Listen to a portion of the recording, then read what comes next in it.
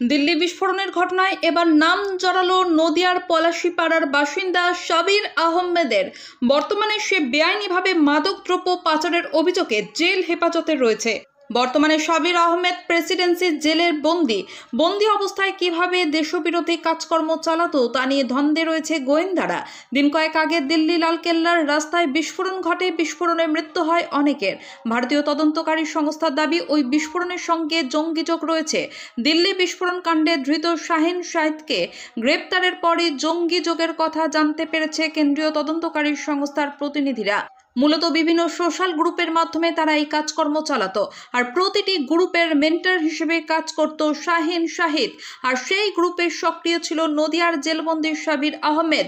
তদন্তকারী সংস্থা জানতে পেরেছে এই শাবির আহমেদ বিভিন্ন সময় ভারত বিরোধী প্রচার এবং দেশবিরোধী কাজের উৎসাহ প্রদান করতে সাহায্য করত।